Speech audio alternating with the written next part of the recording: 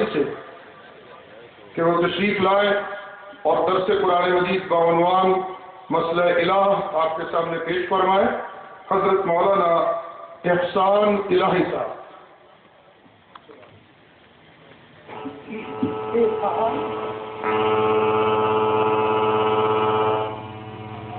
Mobile چکلا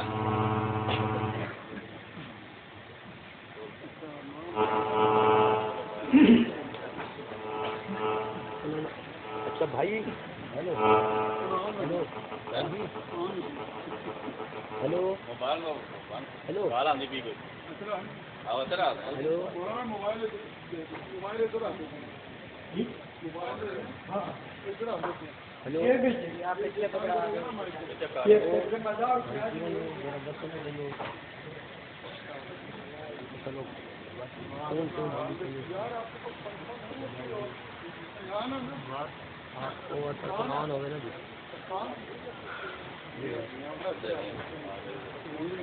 ادھر دے دو۔ الحمدللہ رب العالمین والعاقبۃ للمتقین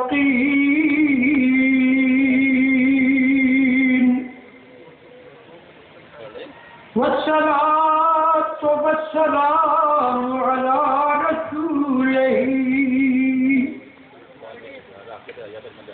والسلام على رسوله الكريم محمد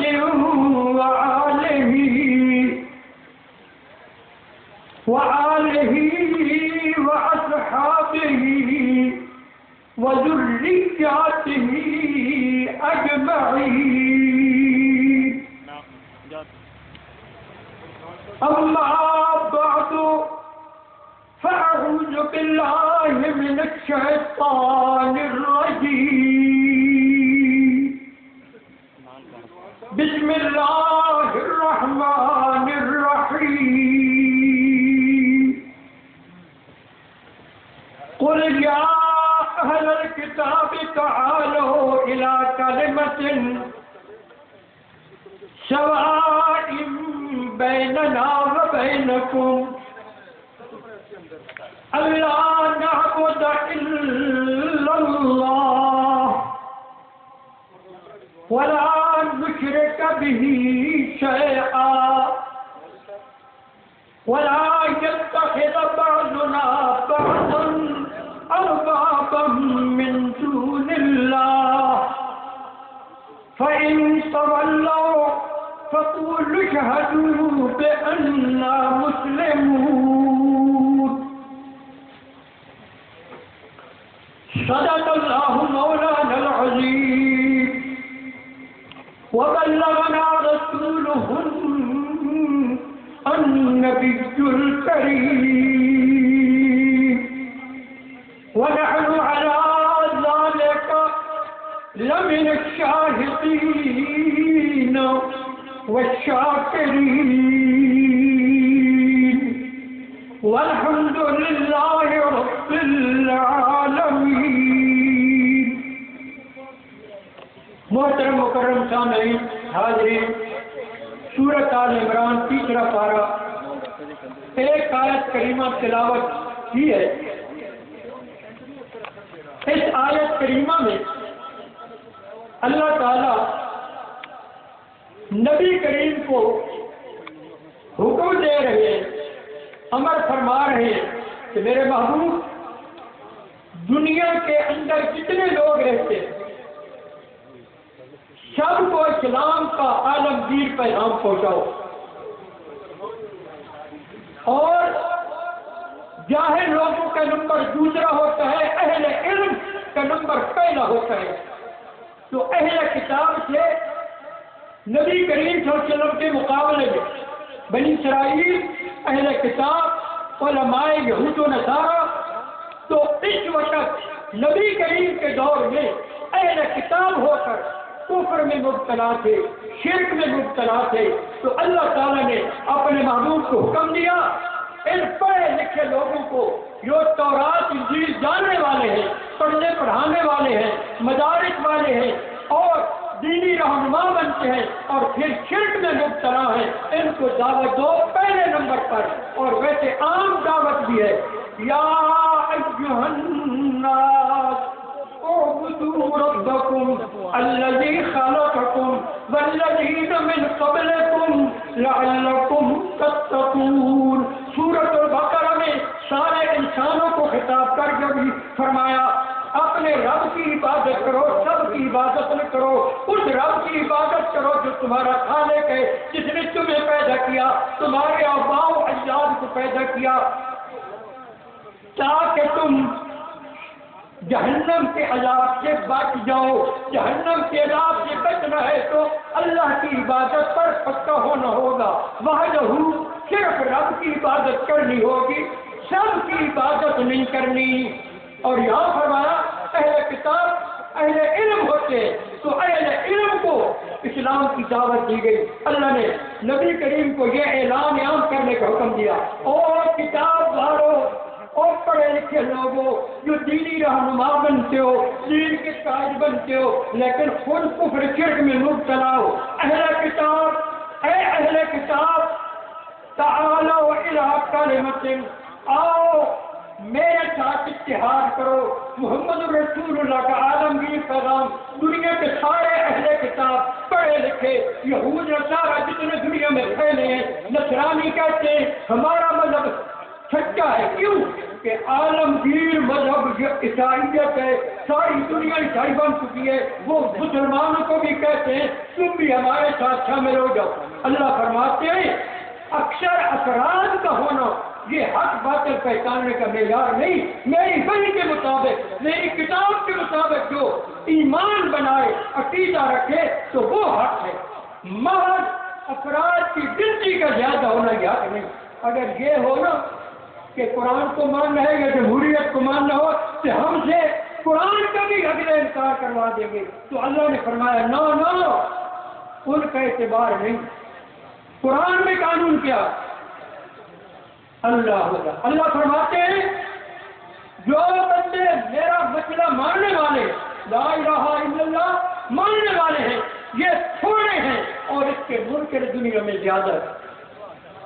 تو اسلام ایمان قوت دلیل سے اور قرآن سے، کتاب اللہ سے جو حاصل کر کے ایمان لاتا ہے وہ اللہ قابل قبول کرتے ہیں، اور جو قرآن کے خلاف چلتے ہیں، ساری دنیا خلاف ہو تو عند اللہ، جب اللہ کی کتاب کے خلاف چلے کیا تعداد کتنی بھی ہو جائے تو وحی کا مقابلہ تو نہیں کر سکتے، کتاب اللہ کا مقابلہ تو نہیں کر سکتے، اس لیے اکثریت کوئی اس سے دلیل نہیں، دلیل ہے کتاب اللہ۔ علم اور قوت دلیل سے ہم نے اسلام کا عالمگیر پیغام پہنچانا ہے۔ تو اللہ نے فرمایا محبوب اہل کتاب کو اسلام کی دعوت دو، لا الہ الا اللہ کی دعوت دو، اور کیسے پیارے الفاظ ہیں، اے کتاب والو تعالوا الی کلمۃ، آؤ میں محمد کی ایک بات تو مانو، کتنا آسان کرنا ہے۔ توحید یہ ایجنڈا ہے، اسلام کا ایجنڈا، قرآن کا ایجنڈا کیا ہے؟ توحید۔ اور اتفاق کرو، ایک بات مانو، سواء بیننا و بینکم، وہ بات جس ایک بات کی طرف میں بلا رہا ہوں وہ بہتری بات ہے جو ہمارے تمہارے درمیان برابر کی ہے، سب کو نفع دینے والی ہے، کسی کا اس میں نقصان نہیں۔ آؤ اتحاد کریں، سارے دنیا کی جتنے مذاہب ہیں، جتنے دینوں والے ہیں، وہ سارے آئیں ایک بات پر اتفاق کرنے۔ کون سی بات؟ اس کلمے کی تفسیر بیان فرمائی، ایک بات مانو جو برابر کی ہے، یہ نہیں کسی کے ساتھ زیادتی ہو، سب کے نفع کی ہے۔ وہ کون سی اتحاد کی بات؟ سبحان اللہ۔ فرمایا اللہ نعبد الا اللہ، ہم سارے دنیا کے انسان ایک اللہ کی عبادت کریں، اللہ سوا کسی کی عبادت۔ سبحان اللہ، خلاصہ نکال دیا، آسان ہو گیا مسئلہ۔ اور ایک بات میری مانو، وہ کیا ہے؟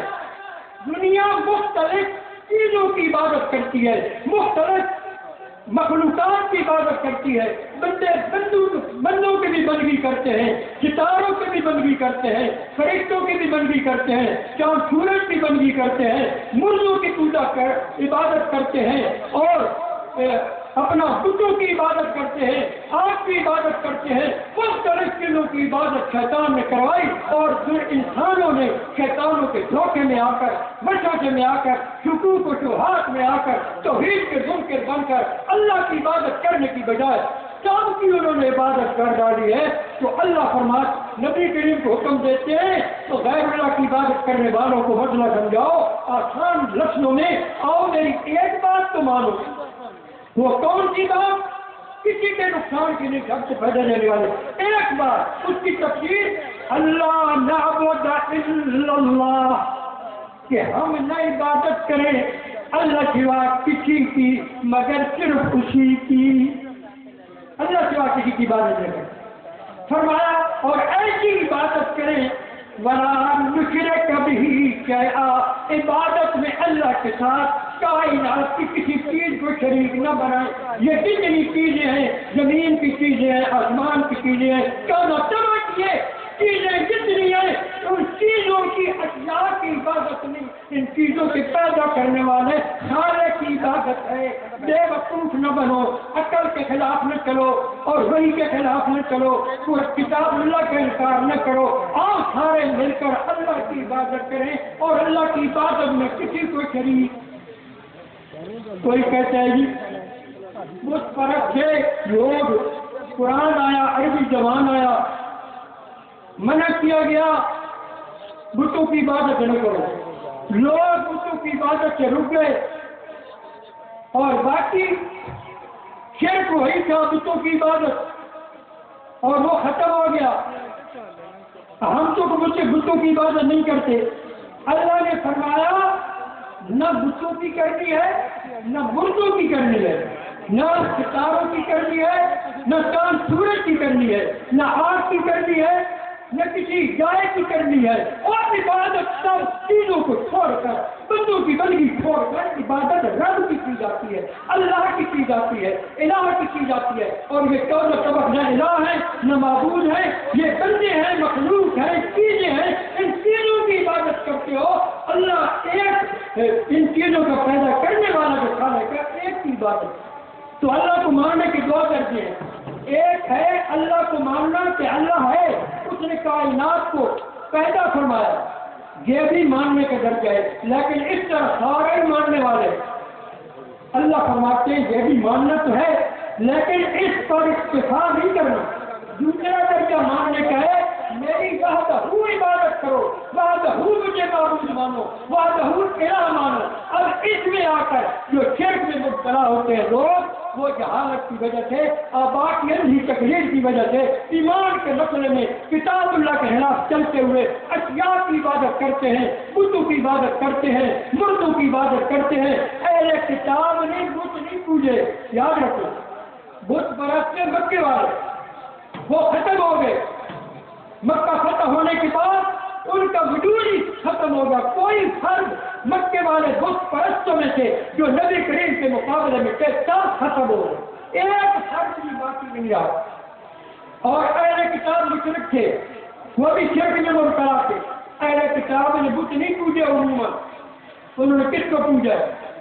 یہودیوں نے حضرت عزیر کو پوجا، عیسائیوں نے حضرت عیسیٰ کو پوجا، حضرت عیسیٰ بھائی مریم کو پوجا، وہ امہ صدیقہ حضرت مریم ولیدہ ہے۔ تو کیا مطلب؟ اہل کتاب نے حضرت عزیر، حضرت عیسیٰ، حضرت مریم کی عبادت کی ہے۔ بتاؤ یہ انسان تھے کہ نہیں؟ اور وفات کے بعد ان کو پوجا، اپنے خیال میں ان کو فوق شدہ بھی سمجھا، اور پھر فوق شدہ انسانوں کو پوجا، انبیاء کو پوجا، اولیاء کو پوجا۔ اور آج کل بھی اہل کتاب والا شرک چل رہا ہے، یہ بھی قبروں پر مقبورین کی عبادت کرتے ہیں۔ تو اللہ تعالیٰ نے اسلام کی دعوت دی لا الہ الا اللہ، اس کا ترجمہ ہے لا معبود الا اللہ، اتفاقی ترجمہ، اللہ سوا معبود کوئی نہیں۔ تو عبادت جو کرتا ہے نہ کسی چیز کی عبادت کر کے اس کو عمل کے ساتھ معبود بنا لیتا ہے۔ اللہ فرماتے شرک نہ کرو، عبادت کو سمجھو معبود میں ہوں، 14 طبق عابدین ہیں، میں 14 طبق کا اپنی مخلوقات کا وحدہ معبود ہوں، لہذا ایک دوسرے کی بندگی نہیں کرنی، ایک دوسرے کو معبود نہیں بنانا، بعض انسانوں کو معبود نہ بنائے، چھوٹے بڑوں کو معبود نہ بنائے، رعایا حکمرانوں کی عبادت نہ کرے، اولاد ماں باپ کی عبادت نہ کرے، شاگرد استادوں کی عبادت نہ کرے، مرید پیروں کی عبادت نہ کرے۔ یہ بندے سارے اللہ کے ہاں برابر ہیں، سب پیر بھی، مرید بھی، استاد بھی، شاگرد بھی، حکمران بھی، رعایا بھی، اہل کتاب بھی، غیر اہل کتاب بھی، عالم بھی، جاہل بھی، مرد بھی، عورت بھی، 14 طبق سارے عابدین اور ساری کائنات میں کا معبود میں اکیلے ہوں۔ مجھے مانو کہ اللہ ہے جس نے کائنات کو پیدا کیا۔ دوسرے پر یہ ماننے کا ہے توحید، اللہ کی معرفت۔ توحید کس کا نام ہے؟ اللہ کو پہچاننے کا نام ہے، اللہ۔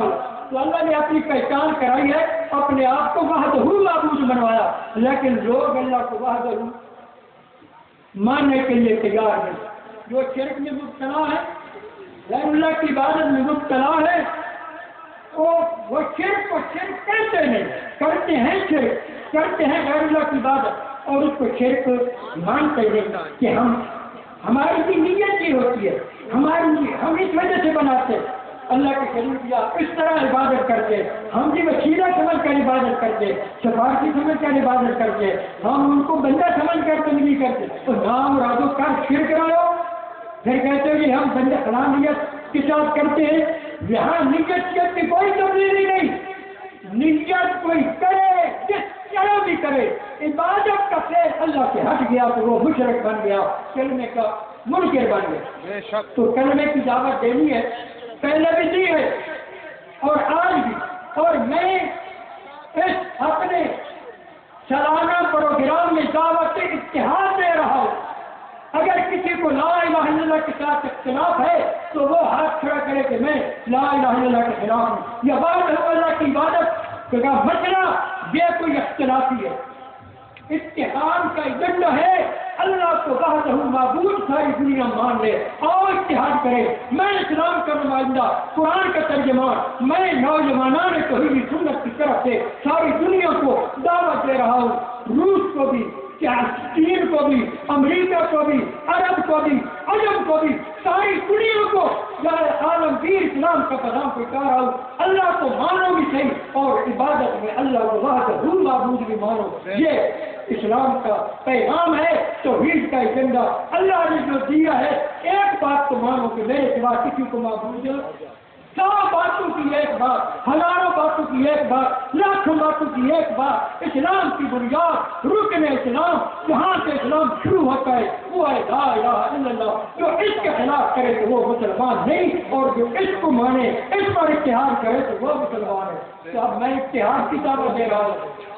جو پھر کماریت والے ہیں وہ کون ہیں؟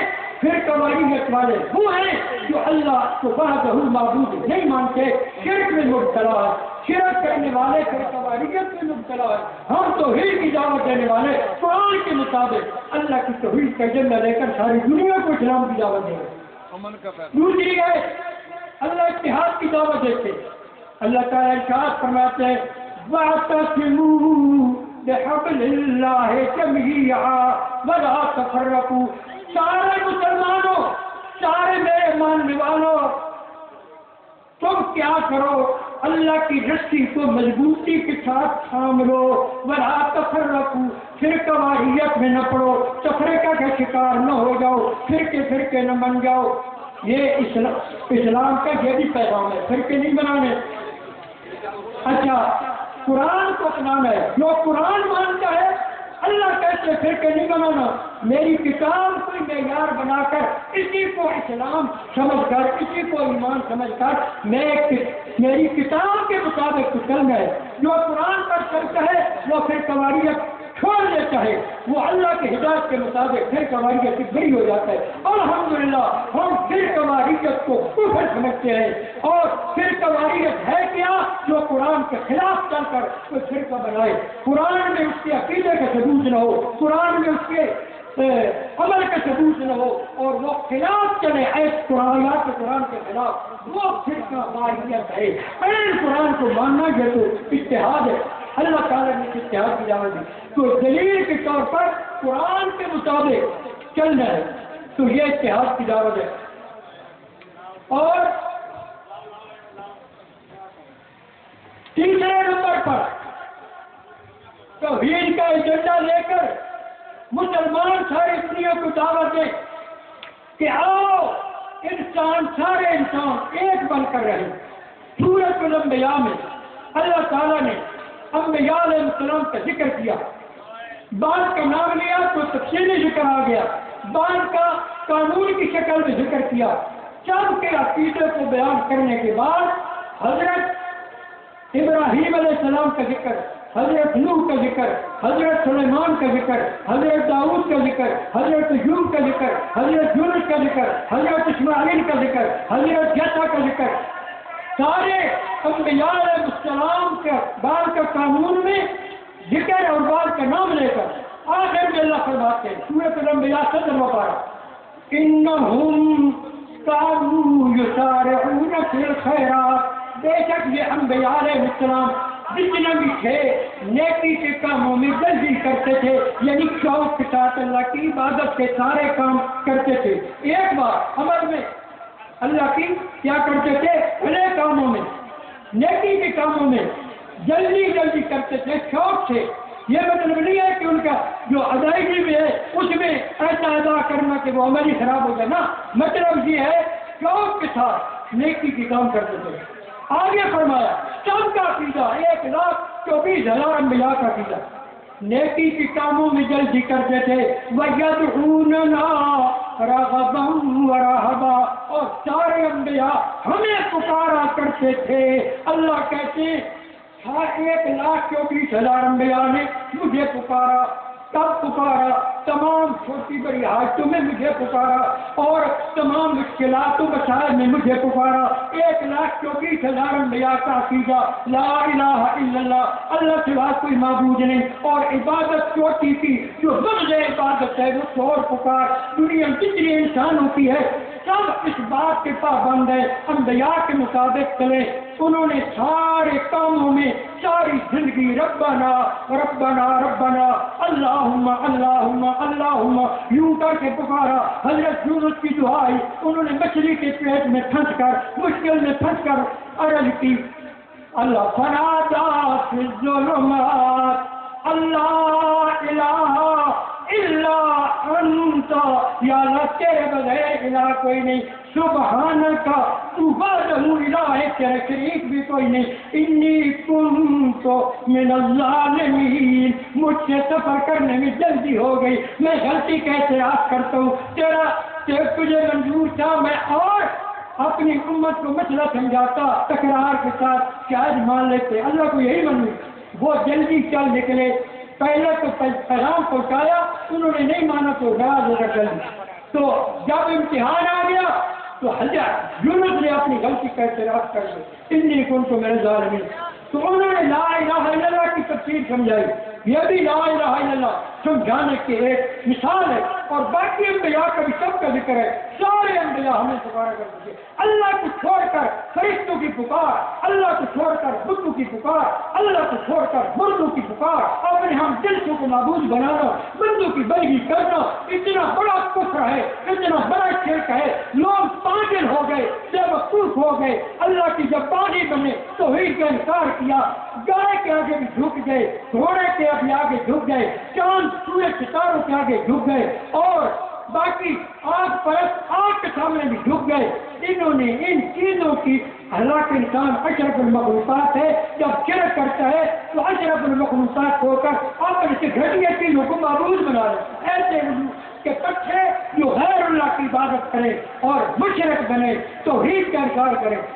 جب یہ انبیاء علیہ السلام کے حوالے سے مدن عبادت کیا ہے؟ شور پکار 1,24,000 انبیاء نے کس کو پکارا؟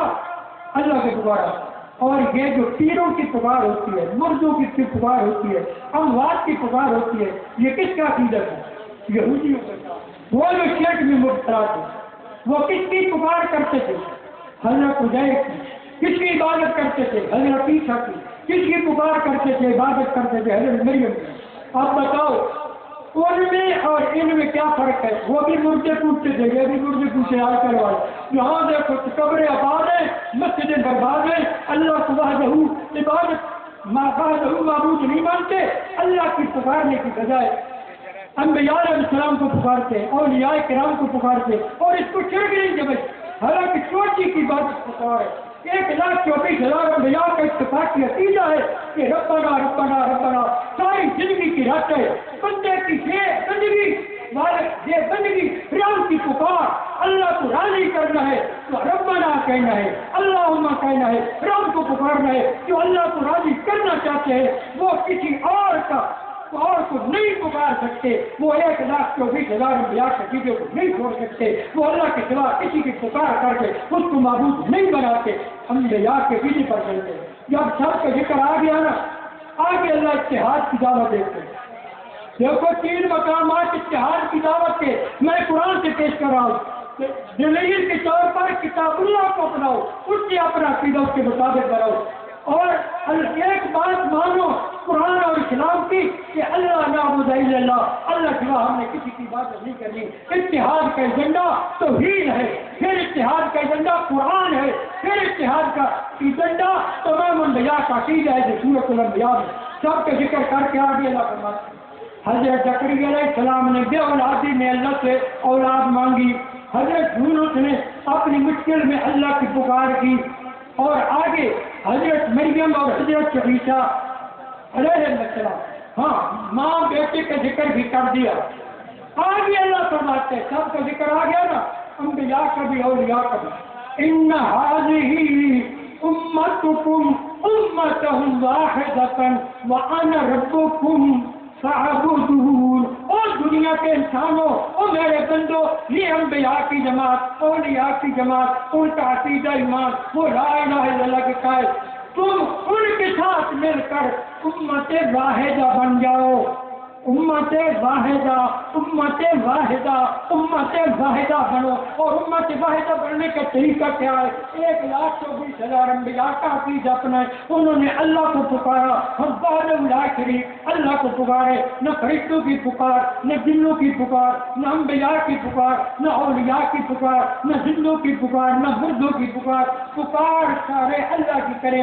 بندے کی یہی ادا اللہ کو سب سے زیادہ پسند ہے. جیسے بچہ بولنے لگتا ہے، اس کی توتلی زبان سن کر سارے اس کو بلواتے ہیں کہ میٹھی میٹھی باتیں کرتا ہے. اللہ کہتے ہیں اگر مجھے راضی کرنا ہے تو ربنا ربنا جب کہتے ہو میری رحمت کو جوش آتا ہے. اللہم اللہم کی لٹ لگاتے ہو میری رحمت کو جوش آتا ہے. یہ میری چوٹی کی بنگی ہے، اس میں عاجزی ہوتی ہے. آج جب میرے سامنے عاجزی کرنی ہے مجھے وحدہ معبود سمجھ کر پکارو. جو کسی اور کو پکارتا ہے اس نے عاجزی کچھ میرے لیے کی تو کچھ عاجزی اور اس کے لیے چلی گئی نا. اللہ کی عبادت کو پکارا تو عبادت میں سے تقسیم کر دی، مشرک بن گیا. جو غیر اللہ کی عبادت کرتا ہے وہ کیا ہوتا ہے؟ مشرک. قرآن کا فتویٰ فمن كان يرجو لقاء ربه فليعمل عملا صالحا ولا يشرك بعبادت ربه احدا. جو آدمی قیامت کا موقع ہے اس کی تیاری کے لیے نیک عمل کرے، زندگی میں خیرات اور بھلائیوں کے کام کرے، اور خیال یہ کرے ولا یشرک بعبادت ربه احدا. کائنات کی کسی چیز کو، کسی فرد کو اللہ کی عبادت میں شریک نہ بنائے تو عمل قبول ہو. مشرک نہ بنے. تو جس نے عبادت میں کسی اور کو شریک کیا، اللہ کے سامنے بھی آدمی، بندوں کے سامنے بھی آدمی تقسیم ہو گئے. تو جو غیر اللہ کے لیے آدمی کی اس کی عبادت کی وہ لا الہ الا اللہ کا منکر بن گیا. اور کفر کا فتویٰ بھی ہے، سورۃ الکافرون ہے.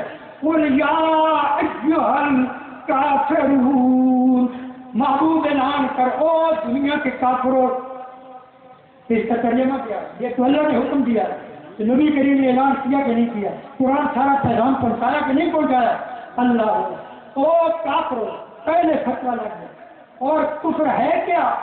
آگے جو مسئلہ بیان کیا فرمایا لا اعبدو ما تعبدون، میں نہیں عبادت کرتا ان کی، اے 14 سبق والو جن کی تم اللہ کے عبادت کرتے ہو، تم کفر کرتے ہو، غیر اللہ کی عبادت کفر بھی ہے، شرک بھی ہے، میں محمد کا دین کیا ہے؟ سبحان اللہ۔ وَلَا أَنْتُمْ عَابِدُونَ مَا أَعْبُدُ، میں تو اپنے اللہ کی وحدہ کی عبادت کرتا ہوں اور تم جو غیر اللہ کی کرتے ہو تم کفر کر رہے ہو، آؤ میرے ساتھ مل جاؤ، ایک اللہ کی عبادت پر پکے ہو جائے۔ اور نبی کریم کو اللہ نے ایک اور حکم دیا، سورہ یونس 11واں پارہ، قُلْ يَا أَيُّهَا النَّاسُ، محبوب اعلان کر اے دنیا کے لوگو، ان کنتم فی شک من دینی، اگر تم شک میں مبتلا ہو میں محمد کے دین کے بارے میں تو پھر بات الفاظ میں میرا عقیدہ میرا دین سن لو اور سمجھ لو۔ فلا اعبد الذین تعبدون من دون اللہ، پس میں محمد نہیں عبادت کرتا ان کی جن کی تم عبادت کرتے ہو اللہ سوا۔ اچھا آپ ان کی عبادت نہیں کرتے، آپ کا معبود کون؟ فرمایا ولکن اعبد اللہ، ولیکن میں تو عبادت کرتا ہوں اللہ کی، اور اللہ کون ہے؟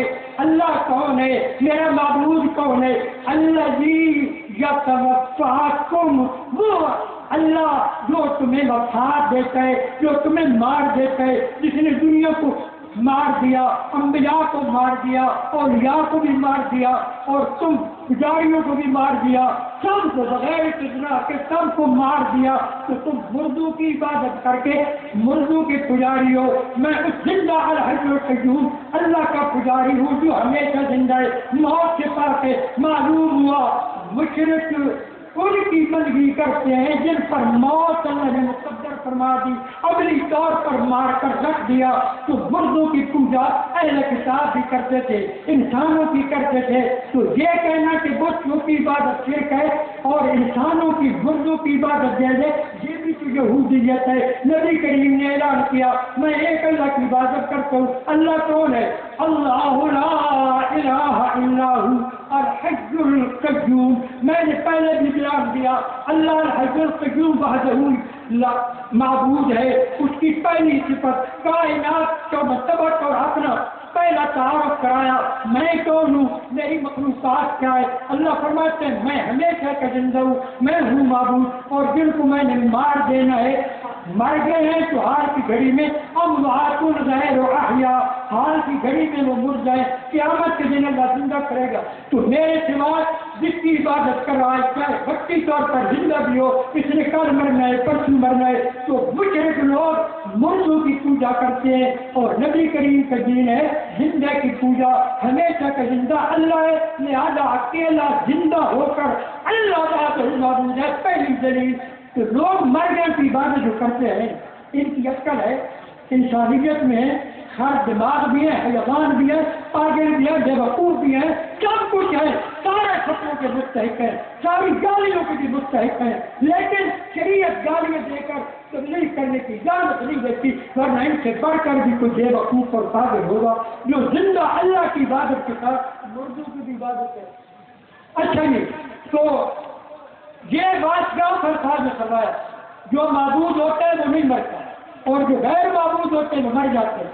تو اللہ فرماتے سارے مر گئے، اموات غیر واحد وما یشعرون ایان یبعثون، اور مر گئے کو کوئی شعور نہیں کس دن قیامت کب ہوگی، کس دن ہم زندہ کر کے اٹھائے جائیں گے۔ قاری شمس الدین مرحوم نے لکھا اپنی ذات کا علم حضوری ہوتا ہے، باقی دنیا کے چیزوں کا علم حضوری ہوتا ہے۔ جو مر گئے ہیں ان کو اپنی ذات کا علم نہیں، کب اٹھائے جائیں گے، دوسروں کا علم، آنے جانے والوں کا علم، نئروں کا علم کیسے آ گیا؟ علم حضوری تو ہے نہیں جو اپنی ذات کا ہوتا ہے، اپنے اندر کا علم ان کو نہیں، دوسروں کے آنے جانے کا مردوں کو کیا پتا۔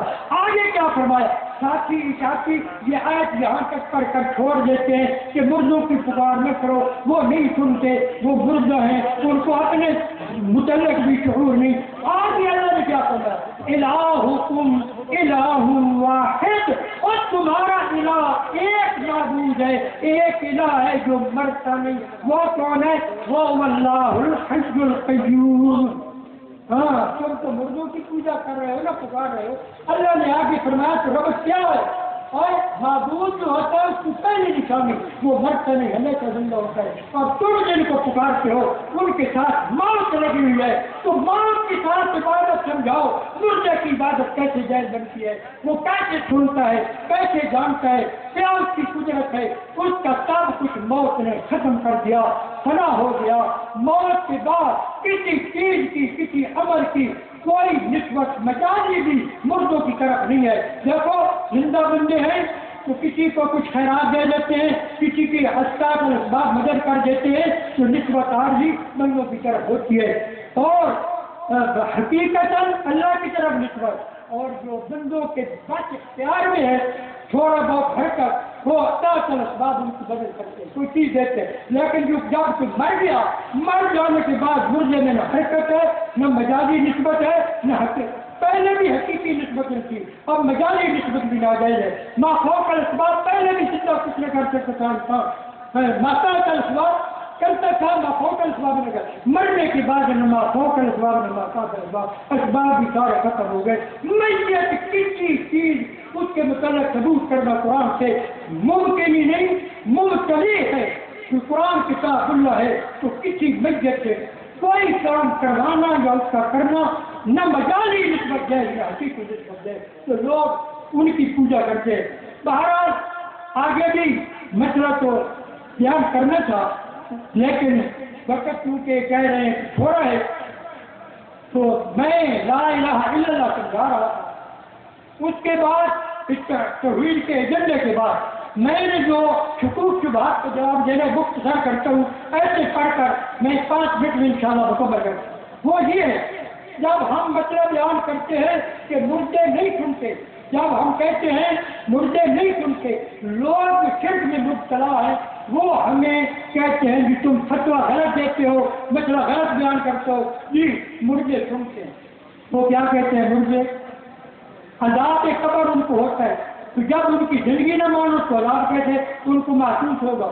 تو عذاب قبر کے بہانے اور ان کے سننے کی بات کوئی معجزہ یا ویسے کوئی وہ ایک کا دکھ کا سن کر کہتے ہیں مردے سنتے، تو میں ثابت کرتا ہوں کہ موت کے بعد موت استمراری آتی ہے، ہمیشہ کے لیے، قیامت کے لیے۔ اللہ نے مردوں کو زندہ کرنا ہے، پہلے زندہ نہیں، اور مردے سنتے بھی نہیں۔ آیات ہے قرآن پاک۔ وہ جو کہتے ہیں عذاب قبر کیسے ہوتے، میں نے اس کا جواب دینا ہے۔ عذاب قبر کا ذکر قرآن میں ہے، میں 7 ایت پیش کر رہا ہوں۔ عذاب قبر 7 ایت سے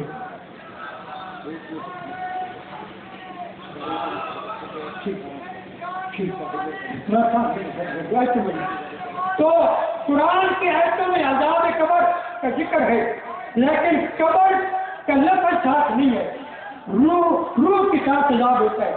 جسم کو زندہ کرنا، روح کو جسم میں داخل کر کے حیات ماننا، یہ قرآن کے خلاف ہے۔ قرآن کی آیت ہے النار یعرضون علیہا غدوا وعشیا، آگ پر صبح و شام فرعون اور اس کے پیروکار جلائے جا رہے ہیں۔ یہ ہو گیا عذاب قبر۔ آج ویوم تقوم الساعة ادخلوا آل فرعون اشد العذاب، قیامت کے دن اشد العذاب۔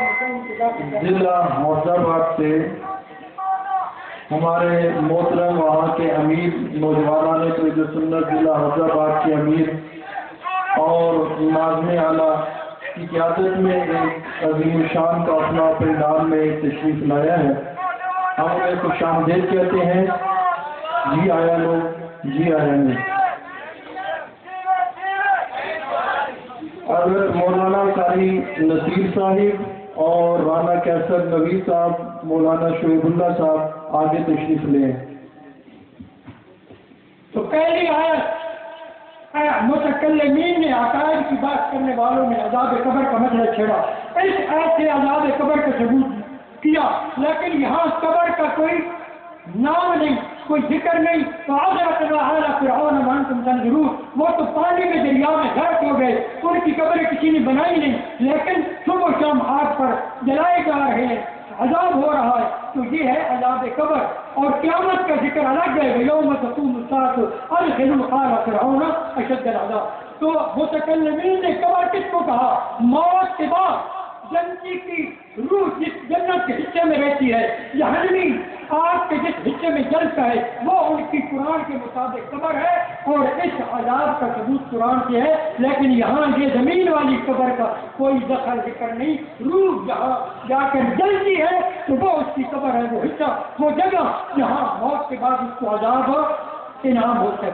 دوسری ہے مما خطیئاتہم اغرقوا فادخلوا نارا, اپنی خطاؤں کے سبب حضرت نوح کی قوم شرک کے سبب غرق کر دیے گئے, طوفان نوح میں غرق ہو گئے, ان کی قبریں کسی نے نہیں بنائی. فادخلوا نارا, مرنے کے بعد ان کی روح آگ میں داخل ہو گئی. یہ قرآن ہے, یہ عذاب قبر کا ثبوت ہو رہا ہے. ان کی قبر کسی نے نہیں بنائی, اس زمین والی قبر کا وجود نہیں, عذاب کے قبر کا ثبوت ہے. تو کس کے ساتھ ثبوت ہے؟ روح کے ساتھ عذاب کا ثبوت ہے, جسم کا کوئی دخل نہیں. تیسری ہے وقیل ادخلوا النار مع الداخلین, حضرت نوح اور لوط علیہ السلام کی دو بیویاں, انہوں نے خیانت کی, منافق بن کر رہی, انبیاء سے فائدہ اٹھایا, لیکن دل میں خیانت کا مطلب یہ ہے کفریہ کی بے باقی رکھے. فلم یغنی عنہما من اللہ شیئا, لوگ کہتے ہیں اللہ پکڑے تو فلانا چھڑا لے گا, فلانا چھڑا دیتا ہے. پیغمبروں نے اپنی بیویوں سے اللہ کے عذاب کو تک بھی دور نہ کیا. وقیل ادخلوا النار, اللہ کی طرف سے کن فیکون حکم ہوا آگ میں داخل ہو جاؤ, مع الداخلین, باقی جہنمی جو جہنم میں گئے کفر شرک کے سبب تم کے ساتھ جہنم میں آگ میں داخل ہو جاؤ. تو آگ میں داخل کر دیا گیا اور قبر کا ذکر نہیں ہے. چوتھی آیت اللہ فرماتے ہیں منافقین مکہ مدینے شہر کے اندر بھی ہے اور آس پاس بھی بعض لوگ یہودیوں میں سے منافق ہیں. وَمِنْ أَهْلِ الْمَدِينَةِ مَرَضُوا عَلَى النِّفَاقِ وَمِمَّنْ حَوْلَكُمْ مِنَ الْأَعْرَابِ مُنَافِقُونَ وَمِنْ أَهْلِ الْمَدِينَةِ مَرَضُوا عَلَى النِّفَاقِ لَا تَعْلَمُهُمْ نَحْنُ نَعْلَمُهُمْ سَنُعَذِّبُهُمْ مَرَّتَيْنِ ثم يردون الى عذاب عظیم. منافقوں کو 3 عذابوں کا اللہ نے ذکر کیا. ہم ان قریب منافقوں کو 2 بار عذاب دیں گے, پھر ثم يردون الى عذاب عظیم, پھر عذاب عظیم کی طرف لوٹائے جائیں گے. پہلے 2 دفعہ مرتے ہیں, 2 بار عذاب کون سا؟ ایک بار عذاب دے کر مار دیا, دوسری دفعہ عذاب قبر ہے, مرنے کے بعد پھر عذاب شروع ہو گیا, پھر عذاب عظیم قیامت کا بھی ان کو دیا جائے گا. تو قرآن عذاب ثابت کر رہا ہے, قبر کا زمین والے گڑے کا یہاں ذکر نہیں, یہ سارا روح کے ساتھ عذاب ہو رہا ہے. 5ویں آیت اللہ فرماتے ہیں وَلَوْ تَرَىٰ إِذْ يَتَوَفَّى الَّذِينَ كَفَرُوا الْمَلَائِكَةُ يَضْرِبُونَ وُجُوهَهُمْ وَأَدْبَارَهُمْ وَذُوقُوا عَذَابَ الْحَرِيقِ. کافروں کی موت وقت آتا ہے, عجیب منظر ہوتا ہے, گھبرا دینے والا.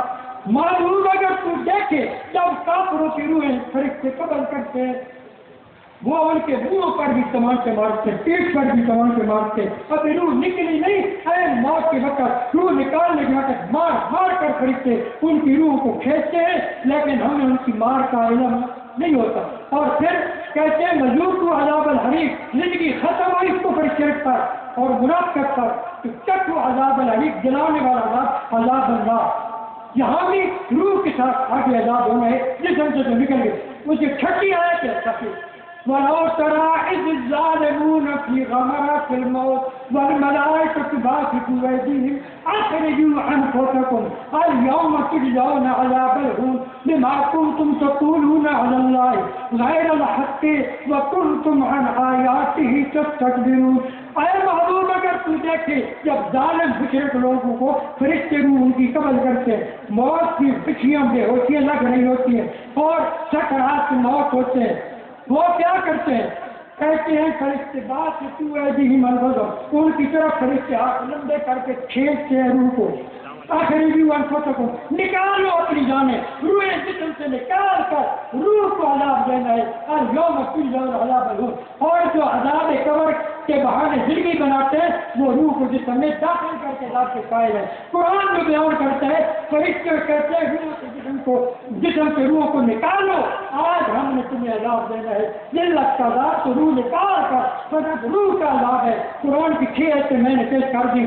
الجین اور سجین، الجین مقام ارواح جنت کا ہے، مسلمانوں کا ہے، اور سجین وہ ارواح کا مقام کفار کا ہے۔ وہ الجین 7ویں آسمان پر جنت میں ان کی روح ہوتی ہے، اور جو کفار ہے 7ویں زمین میں اسفل سافلین ان کی روح ہوتی ہے، ان کو وہاں عذاب ہوتا ہے 7ویں زمین میں، اس زمین اوپر والی زمین میں نہیں 7ویں زمین میں، اور مسلمان جنت میں ایسے کرتے ہیں۔ بہرحال روح کے ساتھ کاروائی ہے، یہ قرآن کی آیتوں سے ثابت ہے۔ جو اس کا منکر ہے وہ قرآن کا منکر ہے، اور جو کہتے ہیں یہ قبر جو ہم کھود کر بناتے ہیں قبر یہی ہے، یہ قرآن کے خلاف چلتے ہیں۔ مردوں کو قیامت سے پہلے زندہ اپنی طرف سے قبر کے بہانے بنا دیں، وہ حالات سارے روح کے ساتھ ہے جو جسم پر فٹ کر دیتے ہیں، وہ عالم غیب کا مسئلہ ہے۔ قرآن عالم شہادت کے اندر ان کو مار کر قیامت تک کے لیے مردہ رکھتا ہے، جو عذاب قبر کے بہانے کچھ مردے کو زندہ بنا کر عبادت کرتے ہیں، یہ شرک ہے، اور ان کے متعلق سارے عقیدے مشرکانہ ہیں۔ اللہ تعالیٰ مخلوق کی موت کا یقین عطا فرمائے، اور اپنے حیات اور حضور قیوم ہونے کا عقیدہ توحید عطا فرمائے۔ وآخر دعوانا الحمدللہ۔ ماشاء اللہ، جزاک ماشاء اللہ۔